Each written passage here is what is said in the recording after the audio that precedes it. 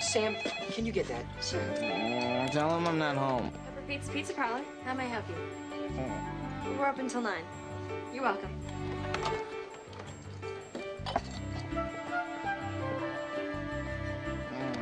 Oh, what's that? Thanks, Dan. Hey, Wishbone. Huh? Fetch the mail, boy. What? Oh, sure. Send a cute little dog to do a man's job. Here you go. Good job. You know, I have a bone to pick with people. They have the wrong idea about fetching. Today on Training Your Human, lesson number 5, fetching. Never, ever, ever ask a dog to fetch what you can fetch yourself. There she is. Yes, Sarah Johnson. Do you think she's going to the dance with anyone after the game tonight? What did you ask her, Joe? Me? Sure. Captain of the basketball team with the captain of the track team. Yeah, right. She's way out of my league. Sarah Johnson, Joe. Think about it. Yeah, and after we win the district trophy, you can put it in the trophy case, right next to her medal for the 100-yard dash. I wouldn't know what to say to her. You guys are hopeless. There's only one way to get two people together. Just be yourself. Or get the loyal dog to fetch her for you. So, you are going to the dance tonight? Yeah? Well, you are gonna go with me, right? No, I'm gonna go alone. Sorry. Thanks.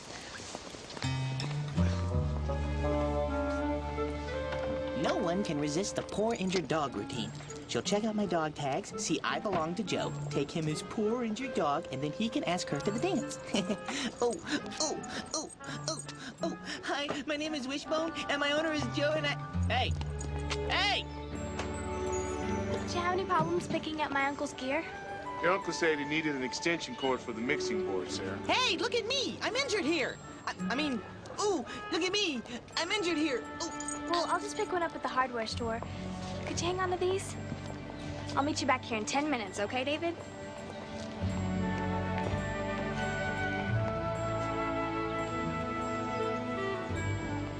Hey, guys. Aren't you gonna eat your pizza? You know, there's nothing worse than cold pepperoni. Looks like David knows what to say to her. Come on, Joe. Ask her. Hey, David. Let me help you with that. Thanks.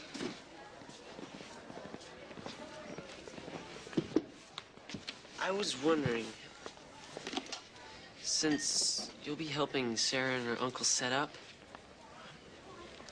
can you tell Sarah I want to go to the dance with her? Why don't you ask her? I just can't. Oh, give me another chance, Joe. I was a little off then, but I'm ready now. Please, David? Okay, sure. I'll ask her for you. What are friends for, right? Great. I'll catch up with you after practice, okay? I don't know, Joe. Problems can happen when you ask someone to do something that you should do yourself. I know just how you feel, David. John Alden had a similar predicament in The Courtship of Miles Standish. Written in 1858 by American poet Henry Wadsworth Longfellow, The Courtship of Miles Standish is a narrative poem. A narrative poem doesn't necessarily rhyme, but it has a good beat and it tells a story.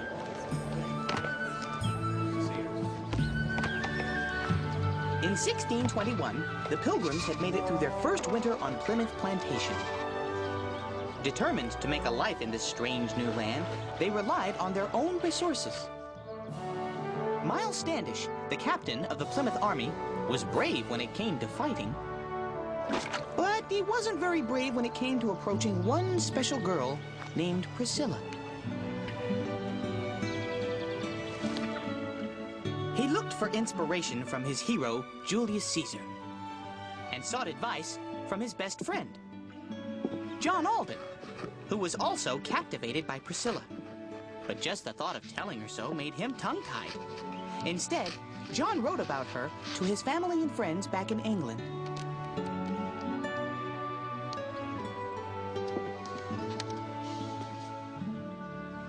You are a writer, and I am a fighter. But Caesar was a fellow who could both write and fight. Truly wonderful man.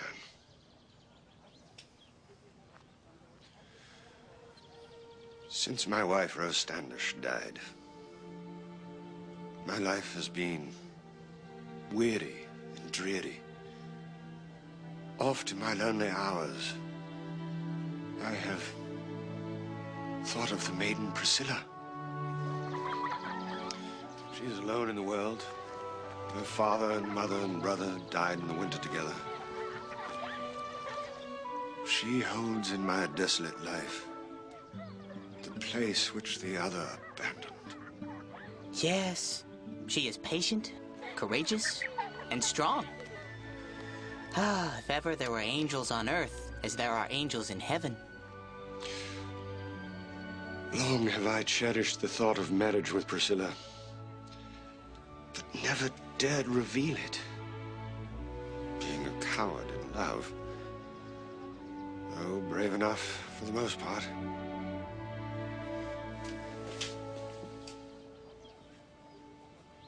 Go to the damsel Priscilla.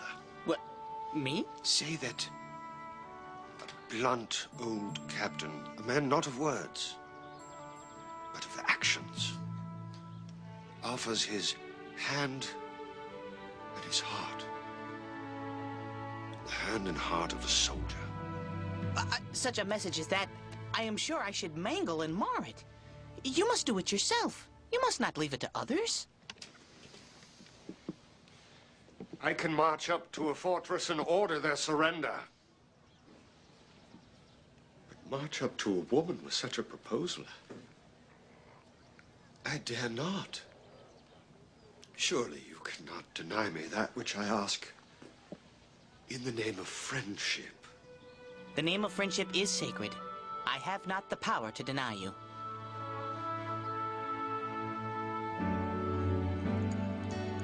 Ooh, scratchies. I love your dog, David. My dog? His dog? Better check out the tag, Sarah. Wishbone. What a cute name. Oh, no. You can't sweet-talk me. I am staying rooted to this spot until David convinces Sarah to go to the dance with Joe.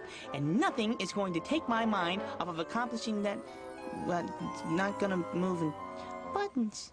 It must be so cool to have a DJ for an uncle. Yeah, I'd like to be a DJ someday. I think it'd be really fun to work in radio. Really? David, don't forget about Joe. Hey, Wishbone. This is really Joe's dog. You know Joe Talbot, right? Ah, Joe Talbot. Just what I wanted to hear. Now ask her, David. Yeah, sure, he's on the basketball team. Captain of the basketball team, thank you very much. He was wondering if you wanted to go to the dance with him. Me?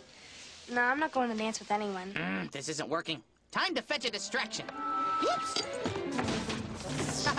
Sounds like I fetched a problem. Oh, no, Wishbone, what are you doing?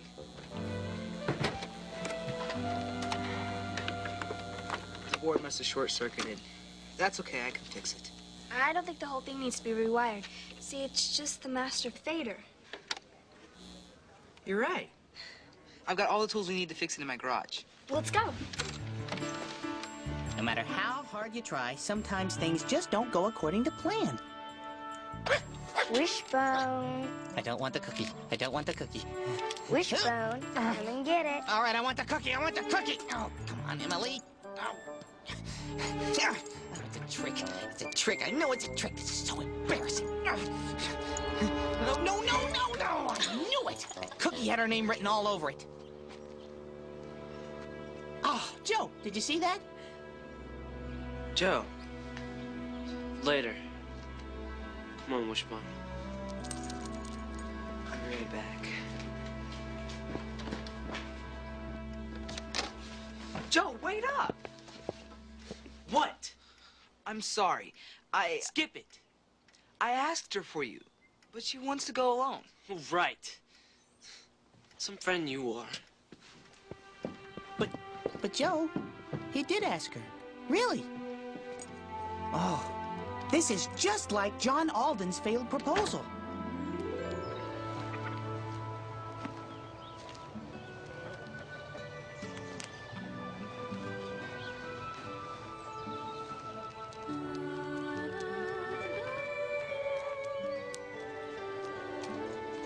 knew it was you when I heard your step. For I was thinking of you as I knelt here singing. You like them? I've been thinking all day of the hedgerows of England. They are in blossom now, and the country is all like a garden. You will say it is wrong, but I cannot help it. I almost wish myself back in old England. I feel so lonely and wretched. Your heart is tender and trusting, and needs a stronger one to lean on. So I have come to you now with an offer and proffer of marriage made by a good man and true, Miles Standish, the captain of Plymouth. If the great captain of Plymouth is so eager to wed me, why does he not come himself and take the trouble to woo me? If I am not worth the wooing, I am surely not worth the winning. Well, any woman in Plymouth, nay, any woman in England, might be happy and proud to be called the wife of Miles Standish. Why don't you speak for yourself, John?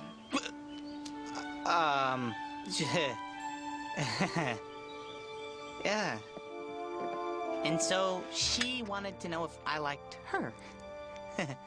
John Alden, you have betrayed me, as Brutus betrayed Caesar. Well, not technically. See, the thing is, Tu Brute? Ooh. Brutus was Caesar's friend, and you were mine. Oh, woe be to the name of friendship hereafter. But Captain Standish, you see... Henceforward, let there be nothing between us but war and implacable hatred.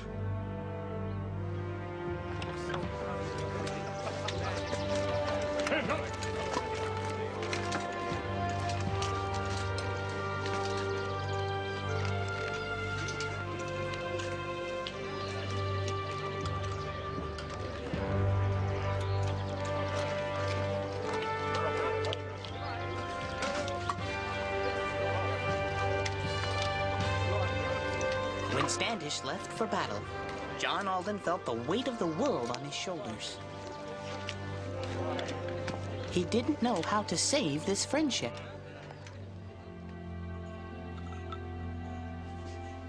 I'll be right back. You know, Joe, sharing a pizza always makes me feel better. Sam! You hardly even know her. And it's as if you expect her to marry you or something. David was supposed to ask her for me. Obviously, he had other ideas. He did ask her. I was there. Hey, why don't you ask Sam? She'd be a great date, and you already know her. And her dad owns a pizza parlor. Sarah's been working on the equipment with David all afternoon. I bet they just have a lot in common, you know? You can go alone. A lot of us are. Now, there's an idea. Sam, she's so smart, so sensible. Her dad owns a pizza parlor. All the guys are expecting me to go with Sarah. Now she's gonna show up with my best friend. My ex-best friend. Ex-best friend? Joe? Trust the dog. The dog knows when to fetch the best friend of the dog's best friend. Wait a minute.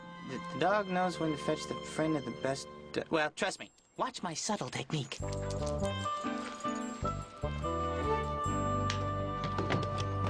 totally let him down. I was supposed to get Sarah to go to the dance with him, and I blew it. Were you really supposed to get her to go with him? Or just ask her to go with him? Just ask her, I guess. And you ask her. Yeah.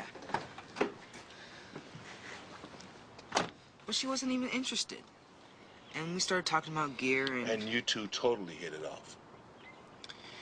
And now Joe hates my guts. Joe doesn't hate you. Hey, let's go talk to him. So what are you gonna do? I don't know. I really like Sarah. But I don't want to stop being friends with Joe. And there's no need to. Let's go talk to him. Well, maybe you won't have to choose. I could try to talk to Joe again. Bingo! A well-placed paw and a kind word. This is how we fetch a friend. Now, that sounds like a plan. That's right, David.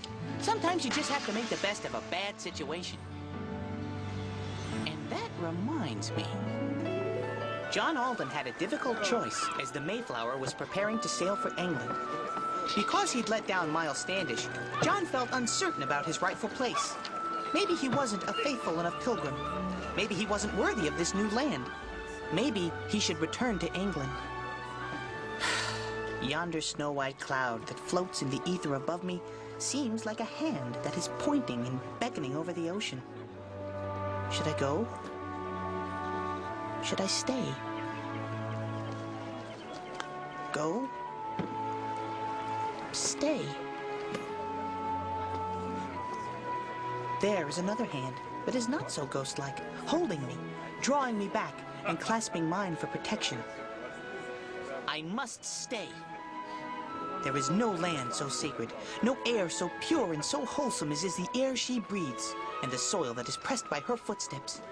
Here, for her sake, will I stay, and like an invisible presence, hover around her forever, protecting her. Good day, Priscilla. May I join you? Our captain has been gone a long time now. He was quite angered, I must say. Oh, how I have suffered with guilt since his departure. I was even determined to sail on the Mayflower. But I have remained, for your sake. I have liked to be with you, to see you, to speak with you always. Your friendship means much more to me than all the love Captain Standish could give. Were he twice the hero you think him? Of all who offer you friendship, let me ever be the first, the truest, the nearest, and the dearest.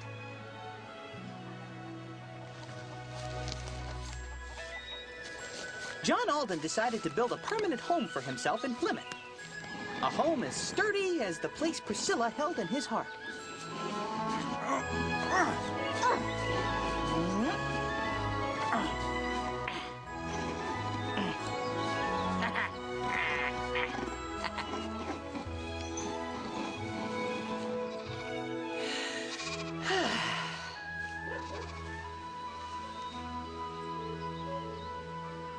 Now that is what I call a home.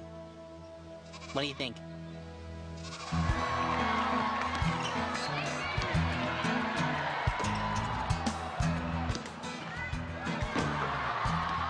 Focus, Talbot, focus. Hey, if your love life was in turmoil, you'd be a little off too. Another basket for Panther number 41, Mark Anderson. That's the end of the first quarter. Hey, David, can I give it a shot? Well, you just read the players' numbers and stats off the sheet, right? Come on, let me try a couple. Well, okay. Just remember, we're not supposed to interfere with the game.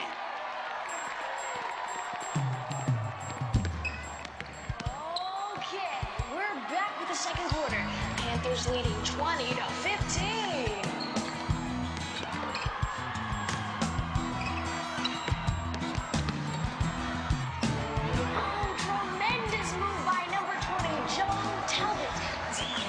Around Anderson like a stick of butter in a hot frying pan. Attaboy Joe! Attagirl Sarah! She sure can turn a phrase, can't she? I admire that in a person. We're not supposed to say so much. Oh, a bulldog turnover. Talbot is called for traveling. Don't worry about it, Joe. Everyone bumbles things now and then.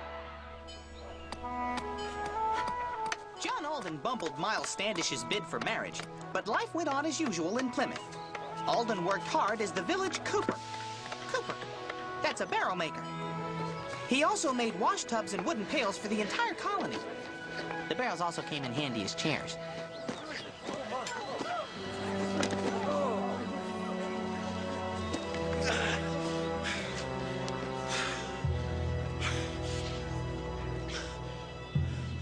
Our brave Captain Standish fearlessly led his men into battle where he defeated the Indians, Bexuat and Matamawat.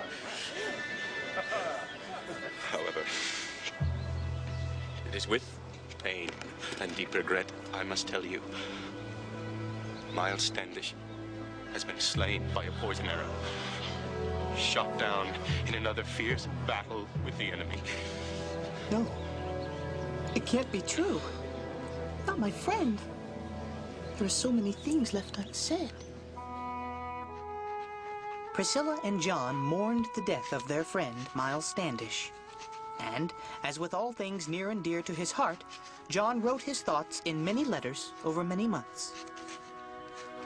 As time passed, the weeds of grief healed, and the bloom of John and Priscilla's love grew. They were married that fall. And then they received an unexpected wedding guest. You're alive! Captain Standish. We thought you'd been killed in battle. No, no. I heard those rumors myself. Forgive me. I have been angry and hurt. Too long have I indulged the feeling.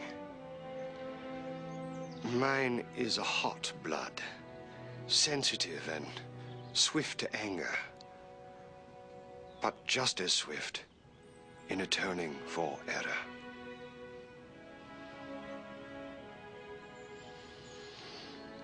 Never so much as now was Miles Standish the friend of John Alden.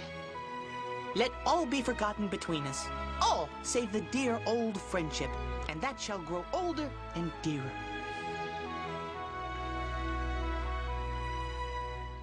Best wishes on your wedding day. I should have remembered the saying that if you would be well served, you must serve yourself.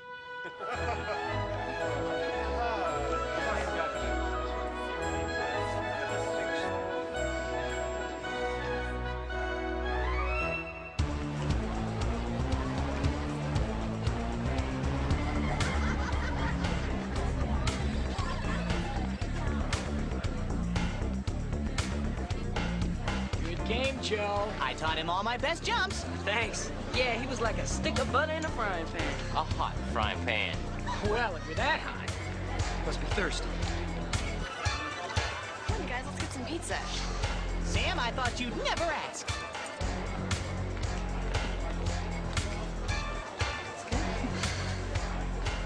See you later.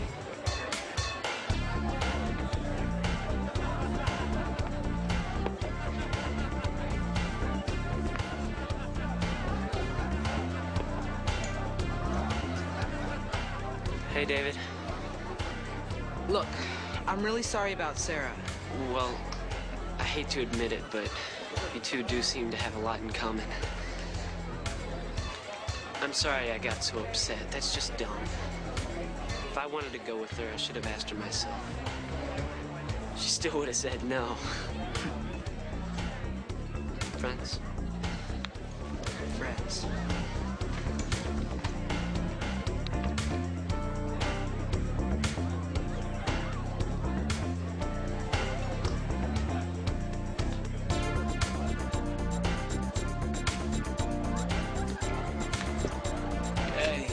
Again. Thanks. She was going to go with me, but she said she'd be too busy helping out her uncle. Uh-huh. Well, if this isn't a sorry-looking twosome. Hey, guys, look what I fetched. Something to take your mind off your heartbreak? Whose ball is this? Who cares? As long as it bounces. How about a game of horse? You're on. Yep, you can always count on the dog to fetch something you didn't even know you needed. And this concludes our lesson on fetching. Oh, ladies, who wants to dance with a mascot?